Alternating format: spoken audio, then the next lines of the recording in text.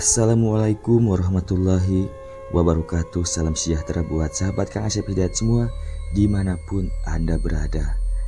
Semoga senantiasa Allah memberikan kesehatan, rizki yang melimpah, dijauhkan dari segala mara bahaya, serta dimudahkan segala urusannya buat sahabat Kang Asep Hidayat semua.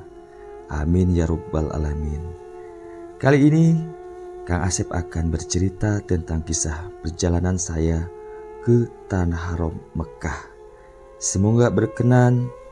Namun sebelum kita ke bagian ceritanya, terlebih dahulu kita membaca Bismillahirrahmanirrahim. Dan inilah selengkapnya.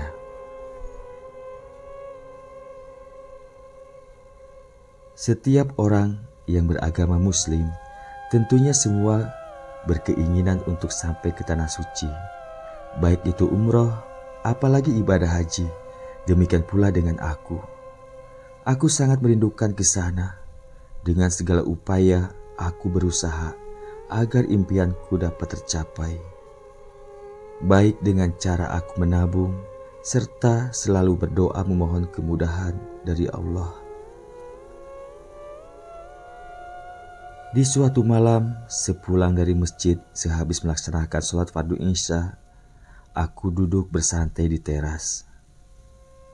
Suasana malam itu terasa nyaman dengan udara yang masih begitu segar dan asri. Cahaya rembulan yang dengan malu-malu mulai menampakkan diri sehingga menambah keindahan malam itu. "Mau minum kopi ya?" Istriku datang dari dalam, menghampiriku dan menawarkan segelas kopi. "Boleh juga, Bun. Minum kopi sepertinya asik nih, tapi gulanya dikit aja ya, Bun." Demikian jawabku. Istriku pun lalu kembali masuk ke dalam untuk membuatkanku secangkir kopi. Memang untuk urusan makan dan minumku, istriku selalu mengerjakannya sendiri. Tidak diberikannya pada ART atau siapapun. Tak lama berselang, istriku pun kembali dengan membawakan segelas kopi lengkap dengan cemilannya. Lalu ia pun duduk di sampingku. "Mantap kopinya. Makasih ya, Bun." Aku seruput kopi panasnya. Memang benar-benar nikmat kopi buatan istriku. "Bun, kapan ya ayah bisa ke tanah suci? Ayah pengen rasanya sampai ke sana. Ayah takut keburu aja menjemput dan ayah belum sempat ke sana," ujarku mengawali obrolan.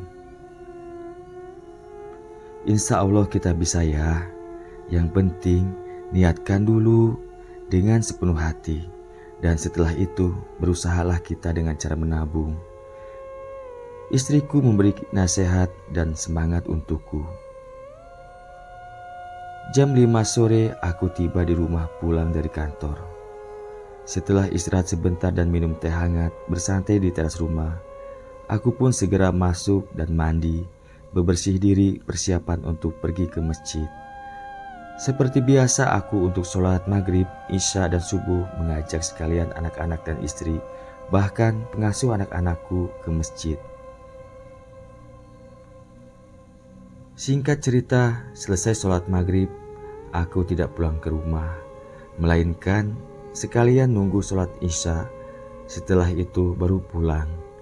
Dari maghrib ke isya, aku menghabiskan waktu dengan baca Al-Quran atau hanya mengobrol bersama sahabat-sahabat di teras masjid. Dari obrolan itu, hingga kami bercerita tentang haji. Jujur, jika bercerita tentang haji, aku selalu menangis karena kuatnya keinginanku untuk ke sana. "Saya pun ingin sangat berangkat ke sana, Pak. Tapi camanilah, sekarang ini payah sangat.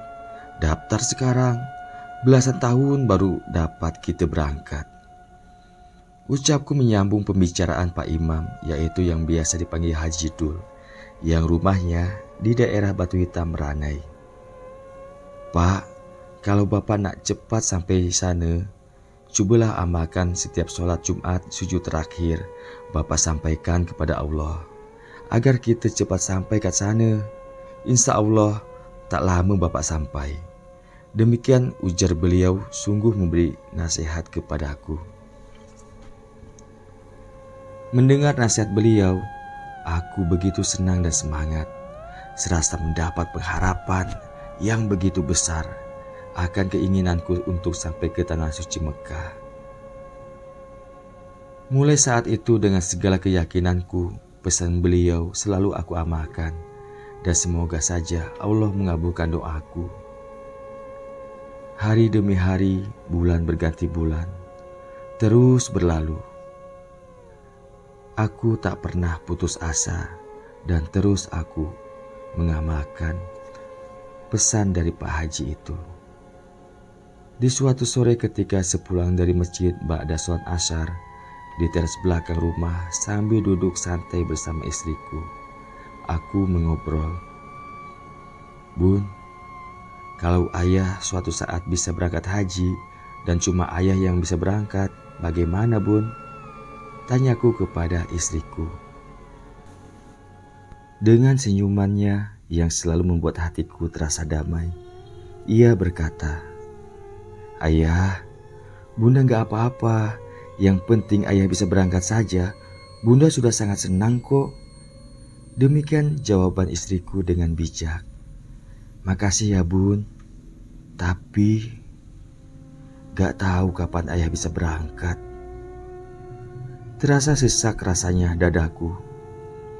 Tak terasa bening air mataku menetes, karena aku tahu entah kapan aku bisa berangkat.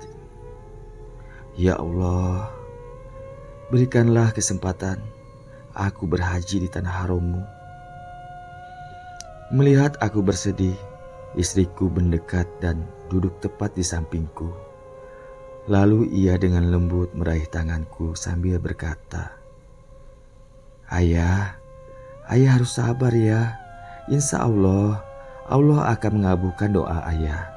Bunda yakin kok tahun ini ayah berangkat haji." Ujar istriku dengan lembut, seraya ia mencium tanganku. Mendengar nasihatnya, aku hanya mengangguk pelan. Dalam hati aku hanya berkata, "Amin ya Rob. Makasih ya Allah, Engkau telah memberikan istriku sebaik ini." Hari Senin tahun 2011. Seperti biasa kegiatanku di kantor selalu sibuk. Kebetulan saat itu bagianku sebagai pelayanan publik. Jam menunjukkan jam 3 sore. Jam pelayanan telah tutup, namun masih tetap bekerja menyelesaikan pembukuan serta laporan. Tak terlalu lama pekerjaan pun selesai, namun sebelum pulang aku duduk-duduk di ruang tunggu pelayanan. Tiba-tiba saja ada seseorang masuk ke ruang tunggu. "Siang Pak, ada yang bisa saya bantu?" Tanyaku kepada seseorang itu. "Siang, saya mau bayar pajak kendaraan Pak," jawabnya, lalu menyodorkan selembar STNK kepadaku. Aku pun menerima STNK itu dan aku cek dan ternyata pajaknya harus dibayar hari itu juga. "Aduh, maaf Pak, STNK Bapak hari ini pajaknya harus dibayar. Tapi kebetulan saat ini sudah tutup dan servernya sudah dimatikan serta sudah dilaporkan data hari ini. Jadi besok pagi bisa diprosesnya," jawabku kepada beliau yang seorang laki-laki tua atau sudah kakek-kakek. Setelah mendengar jawaban dan penjelasanku, beliau tidak menjawab, ia hanya diam termenung. Entah apa yang ia pikirkan. Melihat beliau hanya terpaku sambil berdiri, aku persilahkan duduk terlebih dahulu. Aku pun lupa belum mempersilahkan duduk di kursi yang ada di ruang itu. "Oh ya Pak, silakan duduk dulu." Lalu aku pun meminta kepada anggota untuk memberikan minum segelas aqua kepadanya. "Terima kasih Pak," ujarnya setelah duduk dan minum. Aku hanya memperhatikan beliau yang tiba-tiba saja terlihat sedih dari raut wajah tuanya. "Begini Pak, Sebenarnya saya datang ke sini memang niat hati ingin bayar pajak Honda saya, tapi beliau tak meneruskan ucapannya, lalu ia tertunduk. Tapi kenapa Pak? Tanyaku kepadanya, karena beliau tidak meneruskan ucapannya dan hanya tertunduk. Tapi saya ini tak ada duit Pak buat bayarnya, sambungnya setelah sesaat tertunduk dan semakin tertunduk. Mendengar ucapannya, aku hanya tersenyum. Lalu aku berdiri dan mendekati dan duduk di sampingnya. Kupegang bahunya sambil aku berkata, "Begini Pak, jangan Bapak pikirkan masalah bayar pajaknya ya. STNK Bapak besok pagi akan saya proses ya. Yang penting Bapak bersabar saja. Rumah Bapak sesuai dengan alamat yang ada di STNK ini kan?" Tanyaku kepada beliau. Bapak tua itu menganggukkan kepalanya dengan pelan. "Nah, jadi begini. STNK ini saya pegang dulu ya. Besok sore insya Allah saya antarkan ke rumah Bapak," ujarku kepadanya. Mendengar ucapanku, Pak Tua hanya diam. Lalu tangannya merogoh saku celananya seperti hendak mengeluarkan sesuatu. Dan benar saja, beliau mengeluarkan bungkusan dengan ukuran sedang, berlapiskan kain berwarna putih. "Pak, saya tak ada duit, cuma saya punya ini. Ambillah buat Bapak," ujar beliau seraya menyerahkan bungkusan itu kepadaku. Dengan sedikit ragu, aku pun menerimanya. Setelah bungkusan itu di tanganku, aku pun merasa penasaran apa isi dari bungkusan itu. Lalu aku pun bertanya kepada beliau, "Maaf, ini isinya apa ya Pak?" Tanyaku kepada beliau. "Buka saja Pak," jawabnya menyuruhku agar membuka bungkusan tersebut. Lalu aku pun dengan perlahan membukanya dan ternyata isinya sebilah keris dengan ukuran kecil, kira-kira setengah jengkal, 2 koin berwarna kuning emas, dan ada beberapa benda lain. Sontak aku terkejut melihat isi dari bungkusan itu. "Ambillah Pak semua buat Bapak itu. Punya keluarga saya, dari turun-temurun keluarga saya Pak," ujar Pak Tua itu menjelaskan. Tanpa berkata apapun lagi, aku kembali memasukkan benda-benda itu ke dalam bungkusannya. "Pak, terima kasih ya pemberiannya. Barang-barang ini saya terima. Terima kasih ya Pak." Demikian ujarku. Pak Tua itu pun tersenyum seraya menganggukkan kepalanya. "Tapi benda ini saya berikan lagi ke Bapak ya, karena Bapak yang lebih berhak memegangnya." Seraya aku menyerahkan kembali bungkusan itu kepadanya. Seketika Pak Tua itu terdiam dengan wajah bingung. "Ngapa cam tu Pak? Bapak tanda terus pakai apa saya bayar pajak? Kalau Bapak tanda terima barang tu?" Tanya Bapak tua itu kepadaku dengan wajah bingung dan khawatir. Mendengar pertanyaan beliau, aku hanya tersenyum. "Pak, saya kan dah terima benda yang Bapak berikan nih. Cuma saya bagikan balik ke Bapak, karena Bapaklah yang lebih berhak dengan barang nih. Masalah STNK besok saya bayarkan dan saya antarkan ke rumah Bapak ya." Mendengar jawabanku, beliau langsung terdiam. Mata tuanya terlihat berkaca-kaca. Jadi? "Sudahlah, tak usah Bapak pikirkan ya. Bapak sekarang pulang je. Besok sore insya Allah saya antarkan ke rumah Bapak," jawabku. Tiba-tiba saja Pak Tua itu memelukku. "Terima kasih ya Pak, betua sangat awak nih," ucapnya. Lalu beliau pun pulang. Keesokannya sepulang dari kantor, Kira-kira pukul 4 sore aku lekas mandi. Karena sholat fardu asar sudah aku laksanakan sepulang dari kantor, aku sempatkan singgah di Masjid Raya Ranai. "Bun, mau ikut ayah nggak?" Setelah berpakaian sambil memasang songkok di depan cermin, aku menawarkan untuk ikut denganku.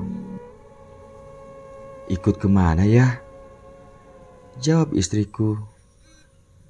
"Ayah mau antarkan STNK teman di daerah Kelanga. Ntar kita sholat maghrib di masjid yang dekat sana saja.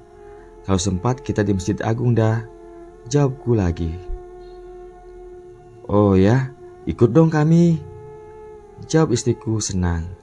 Lalu istriku pun bersiap diri dan sekalian memberitahu juga kepada pengasuh anak-anak agar bersiap juga. Singkat cerita, aku pun tiba di depan sebuah rumah yang begitu sangat sederhana. Aku temukan rumah itu sesuai dengan alamat yang tertera di STNK, serta aku bertanya di daerah itu.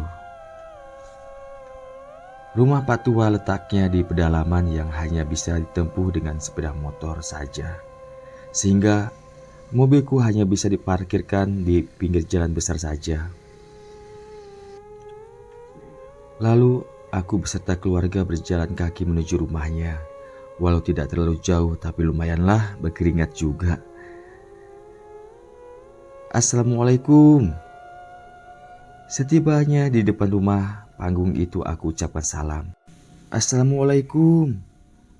Setibanya di depan rumah panggung itu aku ucapkan salam. Dan tak menunggu lama terdengar jawaban salam dari dalam rumah itu. "Waalaikumsalam. Siapa?" "Saya Pak Dayat." Demikian jawabku. Terlihat pintu depan rumah itu dibuka dari dalam, dan ternyata bapak tua itu yang membukanya. "Oh Pak Dayat, ayolah naik Pak. Maaflah ya Pak, rumah kami buruk jauh pula." Melihat kami yang datang, beliau sangat senang. Dengan sedikit tergopoh-gopoh, beliau mempersilahkan masuk kepada kami. Lumayan sulit kami untuk masuk ke rumahnya, karena rumahnya lumayan tinggi serta anak tangganya menggunakan kayu bulat, sehingga kalau tak hati-hati bisa terjatuh. Singkat cerita, aku menyerahkan STNK-nya kepada beliau, serta ada sedikit sembako yang kami bawa buat beliau sekeluarga. Beliau sangat senang dan berkali-kali mengucapkan banyak terima kasih. Setelah menyerahkan STNK-nya, kami pun berpamitan pulang. Karena hari pun mulai senja, kami takut ketinggalan waktu sholat berjamaah di Masjid Agung Ranai. Malam yang indah, penuh dengan warna bintang yang bertaburan di langit. Bias sinar rembulan yang mulai menampakkan diri seakan tak mau ketinggalan untuk memperindah malam itu. Sepulang sholat dari masjid, kami memutuskan untuk bermalam minggu di rumah saja. Ya, malam itu malam minggu, kami sekeluarga duduk di teras belakang menghadap taman. Mbak Ros membuat goreng pisang dan tentunya istriku yang membuatkan segelas kopi untukku. Sungguh indah dan bahagia malam itu. "Pak, ada tamu nyari Bapak." Tiba-tiba saja Mbak Ros datang dan memberitahu ada tamu mencariku. "Oh ya Mbak, siapa tamunya?" tanyaku ke Mbak Ros. "Sepertinya jamaah pengajian Pak," jawab Mbak Ros pula. "Ya udah, makasih ya Mbak." Lalu aku pun beranjak ke depan untuk menemui tamu-tamuku. Kubuka pintu depan dan kulihat siapa gerangan tamuku itu. Masya Allah.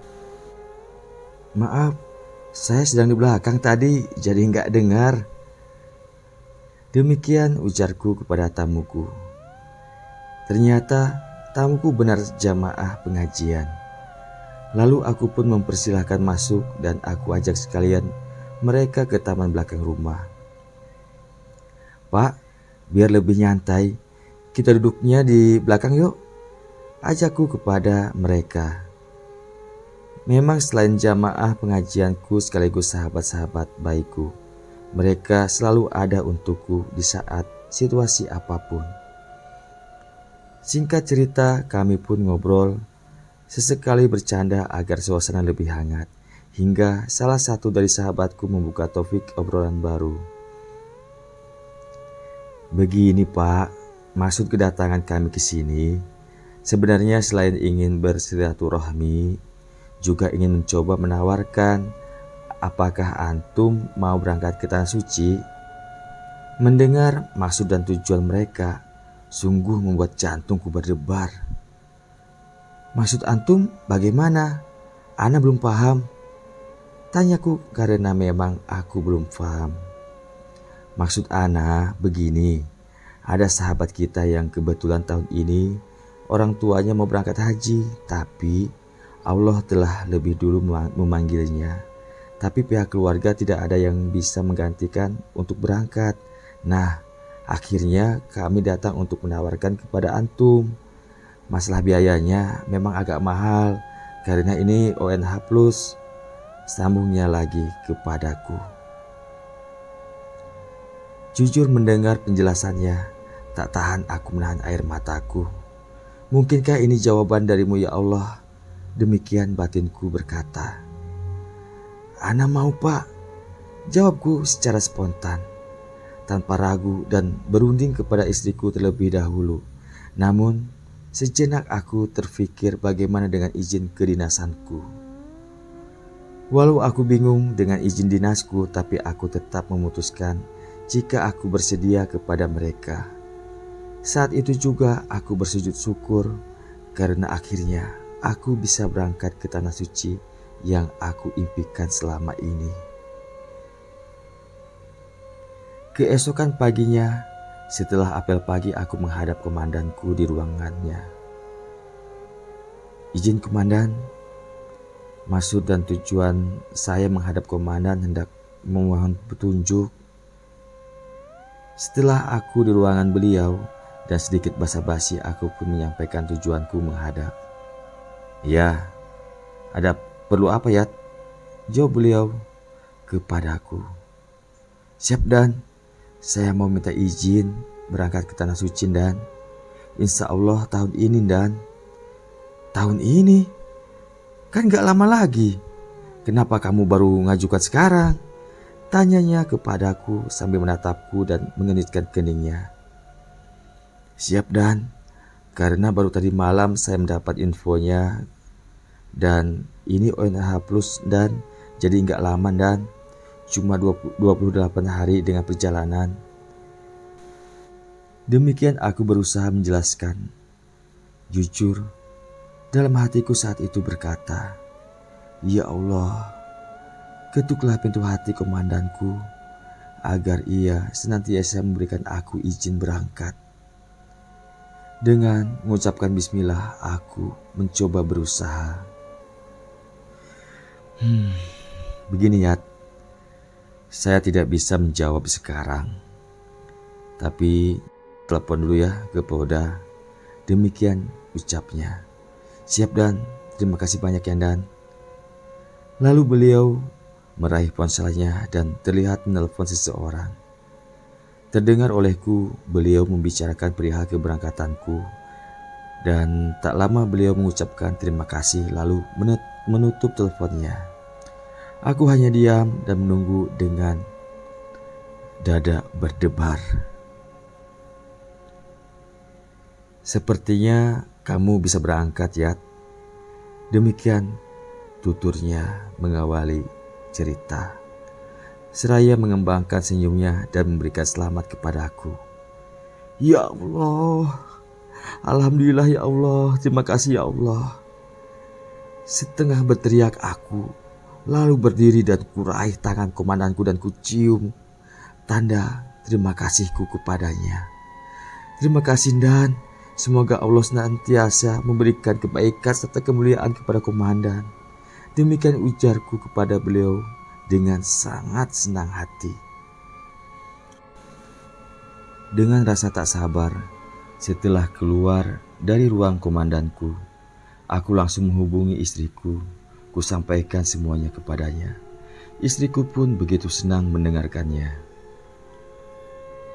Tak terasa waktu terus berjalan dan waktu keberangkatanku pun tiba.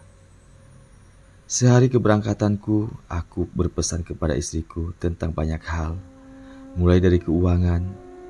Ya, ada beberapa sahabat yang ada sangkutan denganku. Aku berikan segala catatannya dan aku memberi tahu orang-orangnya. Demikian pula dengan segala sangkutanku kepada orang lain. Yang terakhir, aku berpesan, Bunda, insya Allah besok pagi ayah berangkat. Doakan ayah ya. Semoga ayah dapat kembali dengan selamat.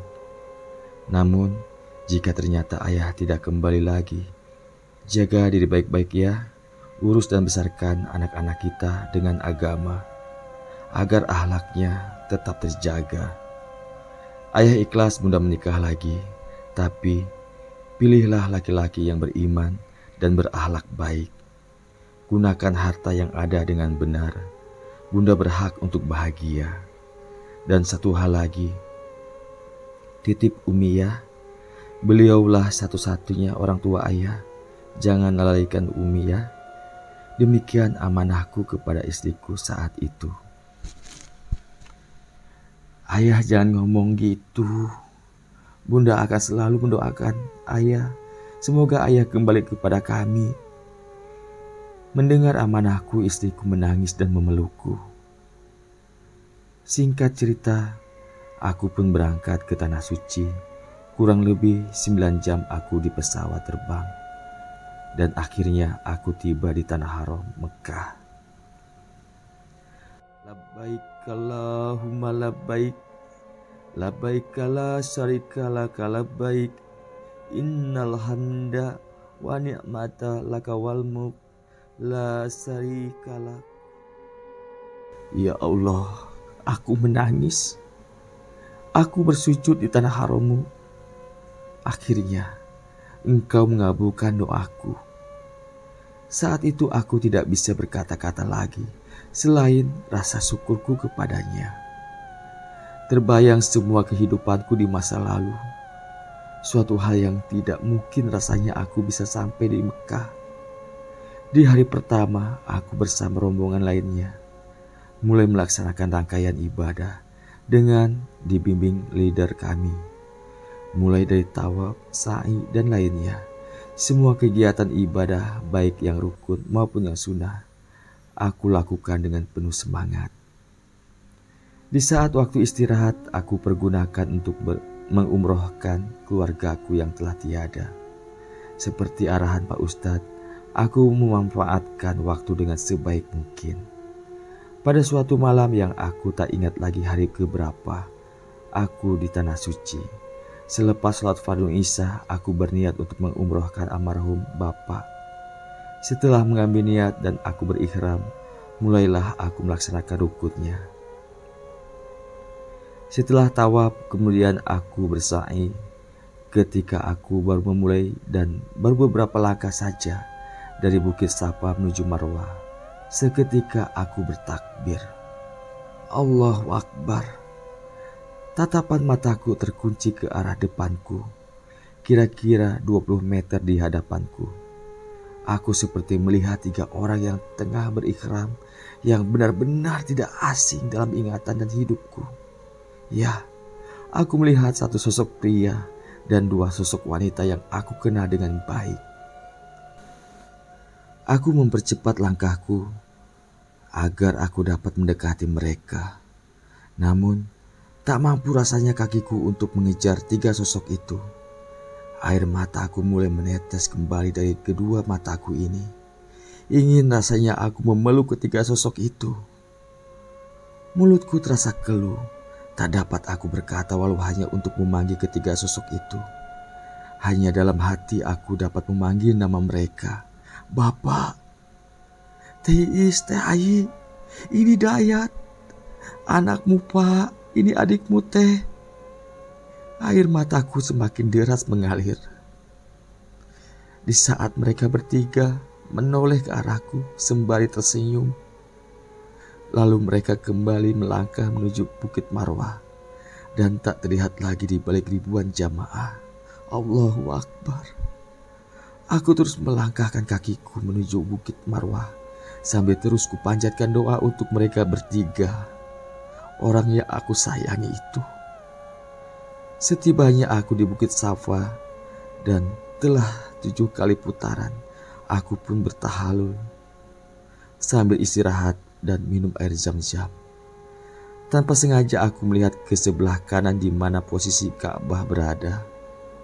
Aku melihat mereka bertiga tengah berdiri menghadap Ka'bah. Aku hanya bisa berkata dalam hati, semoga kalian bahagia di sisi Allah ya. Aku sangat menyayangi kalian.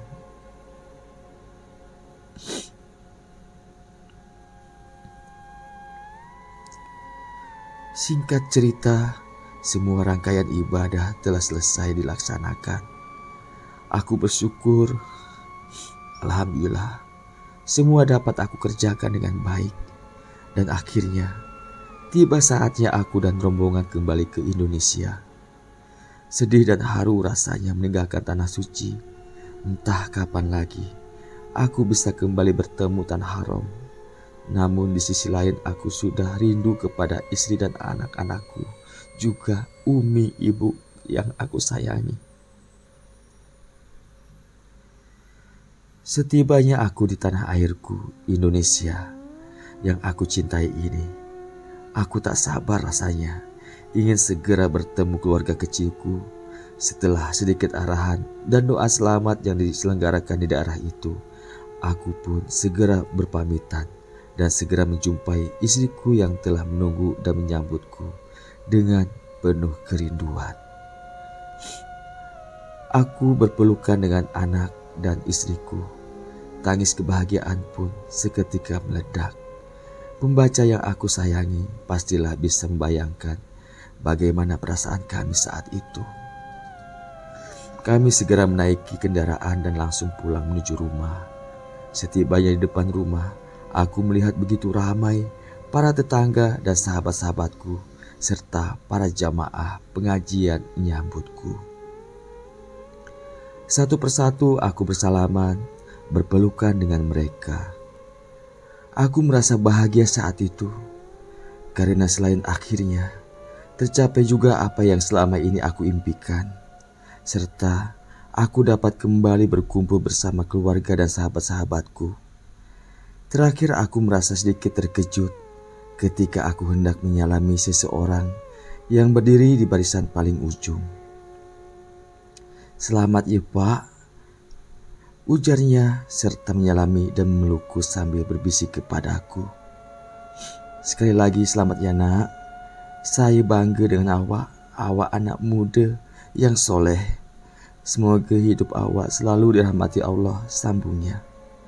"Ya, beliaulah bapak tua yang sebelum aku berangkat ke Tanah Suci, aku bayarkan STNK-nya. Selesai. Demikian akhir kisah dari cerita perjalanan saya ke Tanah Suci Mekah. Semoga bermanfaat. Mohon maaf atas segala kekurangannya. Dan saya akhiri. Wassalamualaikum warahmatullahi wabarakatuh.